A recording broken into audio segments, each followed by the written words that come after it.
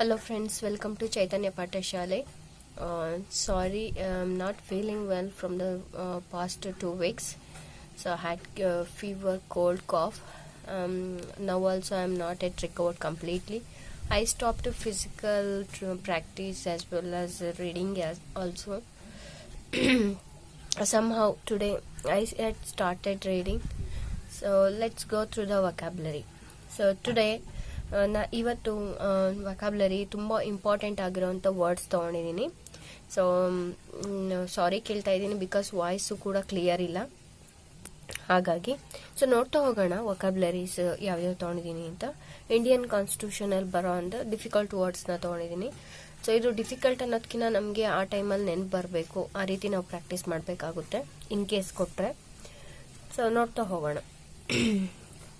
Constitution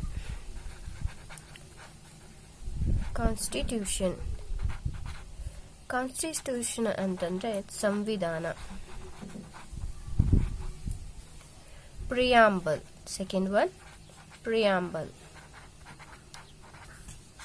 preamble ಅಂದ್ರೆ ಪ್ರಸ್ತಾವನೆ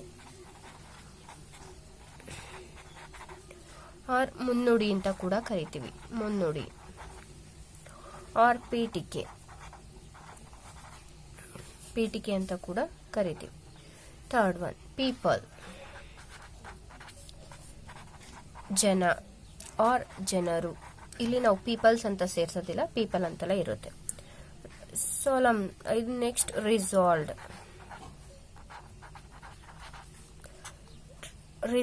ಅಂತಂದ್ರೆ ಪರಿಹರಿಸಲಾಗಿದೆ ಅನ್ನೋ ಅರ್ಥ ಬರ್ತದೆ. ಪರಿಹರಿಸಲಾಗಿದೆ. ಫಿಫ್ತ್ ಒನ್ sovereign means ಸಾರ್ವಭೌಮ.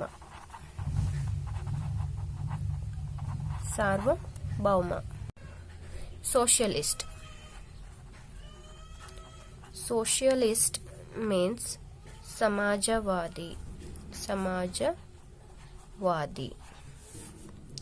Seventh, democratic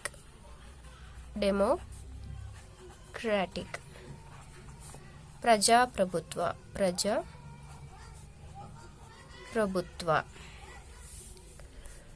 Eighth,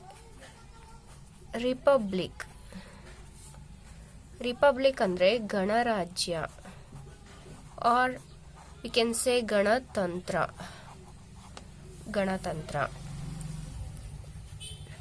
Ninth, justice ಅಂತಂದ್ರೆ ನ್ಯಾಯ. 10th,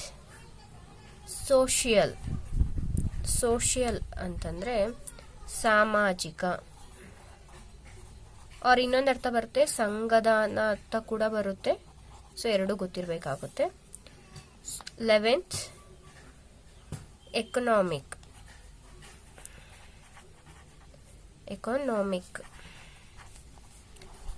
ಆರ್ಥಿಕ. ನೆಕ್ಸ್ಟ್ 12th, ಪೊಲಿಟಿಕಲ್ ರಾಜಕೀಯ. 13th, ಲಿಬರ್ಟಿ ಸ್ವಾತಂತ್ರ್ಯ. 14th, ಥಾಟ್ ಭಾವಿಸಲಾಗಿದೆ. 15th, ಎಕ್ಸ್ಪ್ರೆಷನ್ ಅಭಿವ್ಯಕ್ತಿ. 16th,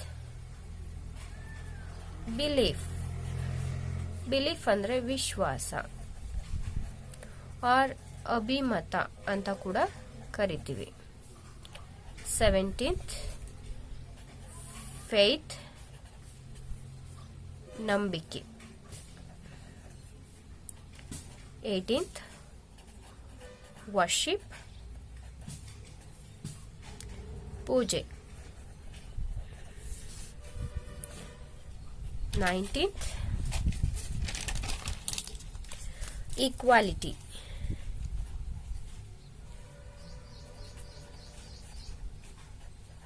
ಈಕ್ವಾಲಿಟಿ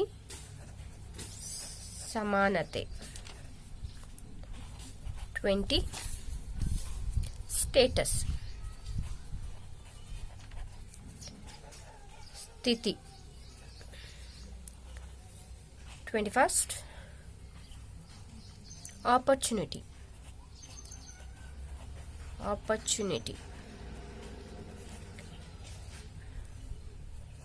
ಅವಕಾಶ.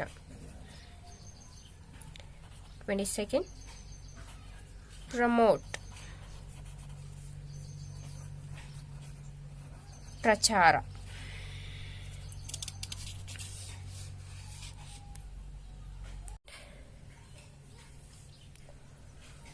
ಅಮಾಂಗ್ ಅಂದ್ರೆ ನಡುವೆ, ಇವರುಗಳ ಮಧ್ಯೆ ಅನ್ನೋ ಅರ್ಥ ಕೂಡ ಬರುತ್ತೆ. 23 ಫ್ಯಾಟರ್ನಿಟಿ ಭ್ರಾತೃತ್ವ ಅಥವಾ ಸೋದರತ್ವ ಅಂತ ಕೂಡ ಕರಿತೀವಿ. 24 ಅಶ್ಯೂರಿಂಗ್ ಅಂದ್ರೆ ಖಾತ್ರಿಪಡಿಸುವಂಥದ್ದು, ಖಾತ್ರಿಪಡಿಸು. 25 ಡಿಗ್ನಿಟಿ ಘನತೆ ಅಥವಾ ಗೌರವ. 26 ಇಂಡಿವಿಜುವಲ್ ವೈಯಕ್ತಿಕ. 27 ಯುನಿಟಿ ಮೀನ್ಸ್ ಏಕತೆ ಅಥವಾ ಅಖಂಡತೆ ಅಂತ ಕೂಡ ಕರಿತೀವಿ, ಅಖಂಡತೆ. 28 ಇಂಟಿಗ್ರಿಟಿ ಸಮಗ್ರತೆ. 29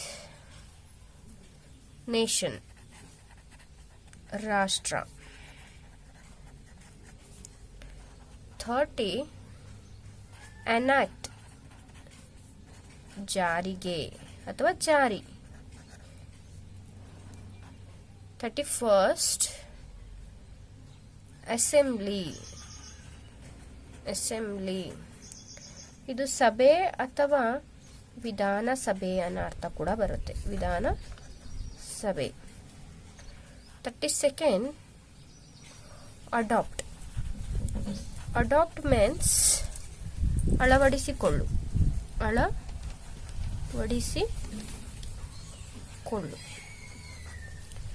ಸೊ ಇದಿಷ್ಟು ಇವತ್ತಿನ ವೆಕಾಬ್ಲರಿ. ಐ ಹೋಪ್ ನಿಮಗೂ ಕೂಡ ಹೆಲ್ಪ್ ಆಗ್ಬೋದು. ಸೊ ಮತ್ತೊಂದ್ಸಲ ಇದನ್ನ ನೀವು ಬರ್ಕೊಂಡು ಒಂದ್ಸಲ ಕನ್ನಡದಲ್ಲಿ ಅರ್ಥ ಬರಿದೇನೆ ಬರೆಯೋದಕ್ಕೆ ಟ್ರೈ ಮಾಡಿ. ಎಷ್ಟು ನೀವು ಬರಿತೀರಾ ಅನ್ನೋದು ಕೂಡ ನಿಮಗೆ ಗೊತ್ತಾಗ್ತಾ ಹೋಗುತ್ತೆ. ನಂತರ ಕನ್ನಡ ಅರ್ಥ ನೋಡ್ಕೊಳ್ಳಿ. ಸೊ ಸುಮ್ಮನೆ ಓದೋದ್ರಿಂದ ಏನು ಬರಲ್ಲ, ಓದೋದ್ರಿಂದ ಬೇಗ ಎವಾಪ್ರೇಟ್ ಆಗುತ್ತೆ. ನಾವು ಬರೆಯೋದು ಇಂಪಾರ್ಟೆಂಟ್, ಬರೆದು ಪ್ರಾಕ್ಟೀಸ್ ಮಾಡಿದ್ರಷ್ಟೇ ನಮ್ಮ ತಲೆಯಲ್ಲಿ ಏನಾದರೂ ಉಳ್ಕೊಳ್ಳುತ್ತೆ ಅಂತ ಹೇಳ್ಬೋದು. So thank you, all the best.